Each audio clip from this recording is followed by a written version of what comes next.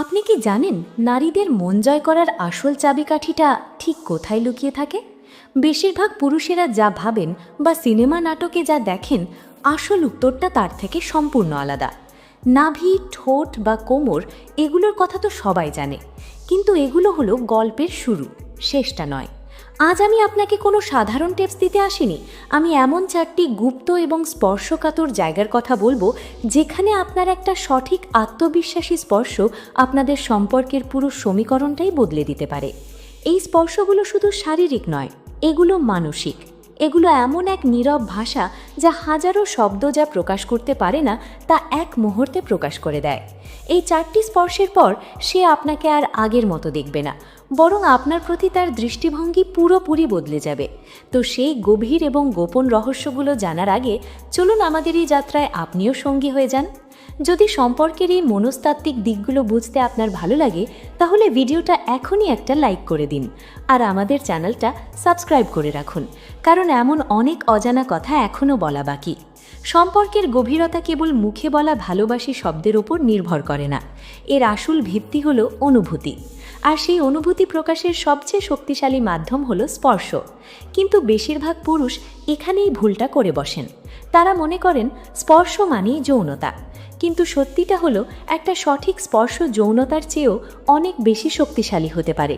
এটা আস্থা তৈরি করে, ভরসা যোগায় এবং দুজন মানুষকে মানসিকভাবে এক করে দেয়। আজ আমি নারীদের সেই 4টি গোপন অঙ্গের কথা বলবো, যেখানে স্পর্শ পাওয়া মাত্র সে আপনাকে কাছে পাওয়ার জন্য আকুল হয়ে উঠবে এবং তার প্রতিটি শিরা উপশিরা বেয়ে সারা শরীরে উষ্ণতা ছড়িয়ে পড়বে। যে পুরুষ নারীদের এই 4টি জায়গা সম্পর্কে জানবে, সে শুধু নারীকে স্পর্শই করবে না, বরং সেই বিশেষ মুহূর্তটির নিয়ন্ত্রণ নিজের কাছে নিয়ে নেবে। এই স্পর্শগুলো তাদের ভুলিয়ে দেয় যে তারা কোথায় আছে এবং এরপর কি হবে। তাহলে আসুন শুরু করি। প্রথম স্পর্শ, পিঠের নিচের অংশ। প্রথমেই আসি সেই জায়গায় যেটাকে প্রায় সবাই উপেক্ষা করে। পিঠের একেবারে নিচের অংশ, কোমরের ঠিক ওপরে। শুনতে খুব সাধারণ মনে হচ্ছে, তাই না?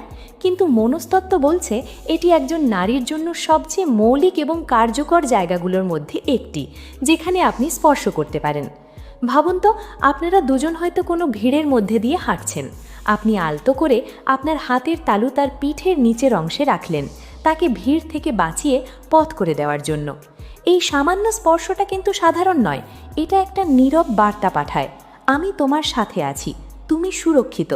এই স্পর্শটা আক্রমণাত্মক নয়, কিন্তু এর মধ্যে একটা পুরুষালী আত্মবিশ্বাস লুকিয়ে থাকে। অনেক ভিডিওতে বলা হয় নারীর দুর্বল জায়গা কোনটা, কিন্তু আমি বলবো এটা দুর্বলতা নয়, এটা হলো তার ভরসার কেন্দ্রবিন্দু। যখন আপনার হাত সেখানে থাকে, তার কোমের ঠিক নিচে, তখন আপনি কথা না বলেও বুঝিয়ে দেন যে আপনি তার খেয়াল রাখছেন। এই স্পর্শটা খুব হালকা, কিন্তু এর প্রভাব অনেক গভীর। মহিলারা এই সূক্ষ্ম আত্মবিশ্বাস খুব দ্রুত অনুভব করতে পারেন। তাদের শরীরে একটা শান্ত শক্তি ভরে যায়। এটা একই সাথে আবেগিক নিরাপত্তা এবং শারীরিক সচেতনতার এক মিশ্র অনুভূতি দেয়। মনে রাখবেন, এই স্পর্শটা যখন উদ্দেশ্য নিয়ে করা হয়, তখন এটা অধিকার ফোটানো নয়, বরং আপনার উপস্থিতি জানানো। যখন আপনি তার পিছনে দাঁড়িয়ে কেবল সেই একটি জায়গায় স্থিরভাবে হাত রাখেন, এটা খুব সাধারণ মনে হলেও অনেক কিছু বলে দেয়। এটা বলে, এই মুহূর্তে তুমি আমার। বেশিরভাগ পুরুষ এই ধরনের স্পর্শকে হয় খুব বেশি করে ফেলে, নয়তো তাড়াহুড়ো করে। কিন্তু আসল রহস্যটা হলো স্থিরতায়।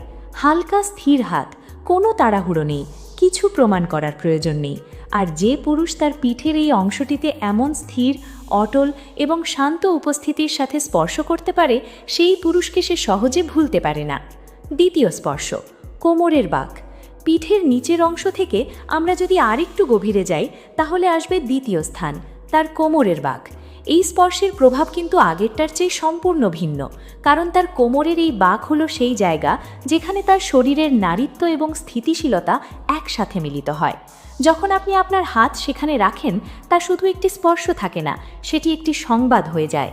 হাত ধরা মার্জিত লাগে, মুখ স্পর্শ করা রোম্যান্টিক, কিন্তু তার কোমরের বাঁককে স্পর্শ করা একেবারেই মৌলিক। এটি শব্দ অতিক্রম করে সোজা তার আবেগে নেমে যায়।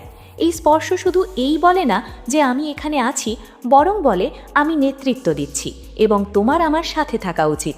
এটা একটা চুম্বকের মতো কাজ করে।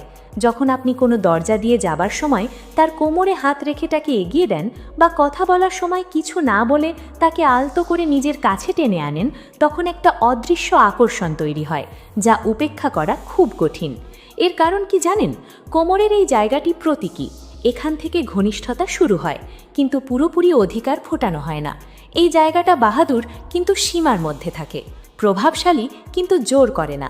নারীকে কাবু করার উপায় নিয়ে হাজারো কথা বলা, কিন্তু আসল উপায় হলো তাকে সম্মান দিয়ে আত্মবিশ্বাসের সাথে বোঝানো যে আপনি তার উপস্থিতিকে কতটা মূল্য দেন। আপনার এই একটা স্থির স্পর্শ সেই কথাই বলবে। যদি ঠিকমতো করা হয় তাহলে এই স্পর্শ তাকে বলবে যে তুমি আরাম করতে পারো, আমি নিয়ন্ত্রণে আছি। আর যখন আপনি এমনটা করতে পারবেন, তখন সে শুধু লক্ষ্যই করবে না, সে তা আবার অনুভব করতে চাইবে। তৃতীয় স্পর্শ, কলার বোন বা হাসুলি। এবার আসি তৃতীয় জায়গায়। এটি এমন একটি জায়গা যা প্রায় উপেক্ষা করা হয়, কিন্তু এটি সবচেয়ে ঘনিষ্ঠ স্পর্শগুলোর মধ্যে একটি।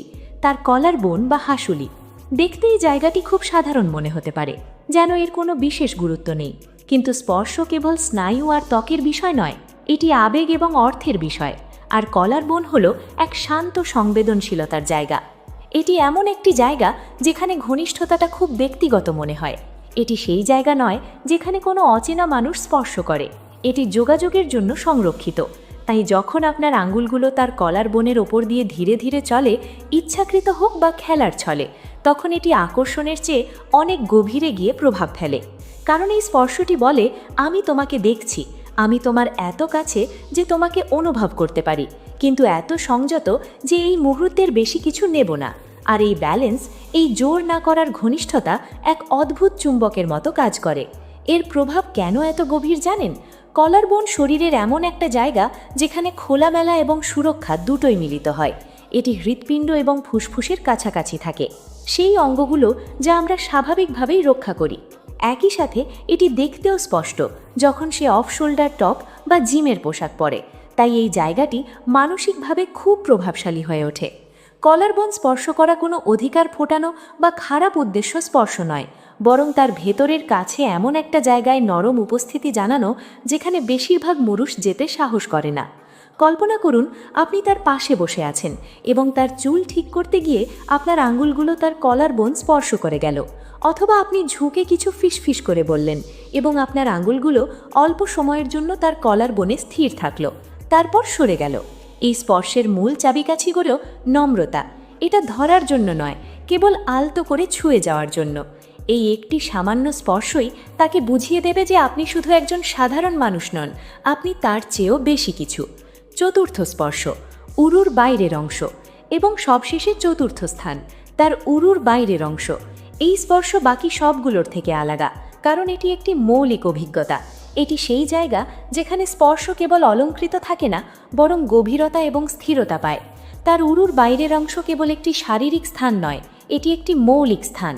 এই স্পর্শ বাকি সবার থেকে ছেলে আর ছেলের মধ্যে পার্থক্য করে দেয়, কারণ বিষয় হাতের নয়, বিষয় হলো সেই শক্তি যা হাতের পেছনে থাকে, শান্ত, নিশ্চিত, অটল। আর যখন আপনি কেবল তার উরুর বাইরের অংশকেও সেই উপস্থিতির সাথে স্পর্শ করতে পারো, তখন সে কখনো ভুলবে না কেমন অনুভব হয়েছিল। সে হয়তো তোমাকে এটা বলতেও না পারে, সে হয়তো নিজেও ঠিকভাবে বোঝাতে পারবে না, কিন্তু এই চারটি স্পর্শ, তার পিঠের নিচের অংশ, তার কোমরের বাঁক, তার কলার বোন এবং তার উরুর বাইরের অংশ, তার সুরক্ষার বেষ্টনী অতিক্রম করে সরাসরি তার স্বাভাবিক আবেগের সঙ্গে কথা বলে। কল্পনা করুন আপনারা দুজন একটা সোফায় বা গাড়িতে পাশাপাশি বসে আছেন, ঘর শব্দের ভরা, মানুষজন কথা বলছে, কিন্তু আপনার হাত তার উরুর বাইরের অংশে স্থির আছে, নড়েনি, চাপে নেই, কেবল স্থির এবং পুরোপুরি উপস্থিত। হঠাৎ চারপাশের আওয়াজগুলো ম্লান হয়ে যায়, সেই সাধারণ স্পর্শটি একটি ভিন্ন কথোপকথন হয়ে যায়। এটি তাকে এই অনুভূতি দেয় যে তাকে কিছু প্রমাণ করার দরকার নেই, না বেশি চিন্তা করার, কারণ আপনার উপস্থিতি দুজনের জন্য যথেষ্ট। এই স্পর্শটি মনস্তাত্ত্বিকভাবে কেন এত কার্যকরী? কারণ এটি সরাসরি তার শরীরের সঙ্গে কথা বলে, মনকে কাছে আসতে দেয় না। এটি অনুমতির জন্য জিজ্ঞাসা করে না, কারণ এটি প্রবেশ নয়, বরং স্বাভাবিক মনে হয়। এটি উত্তেজক, এটি ভিত্তি দেয়।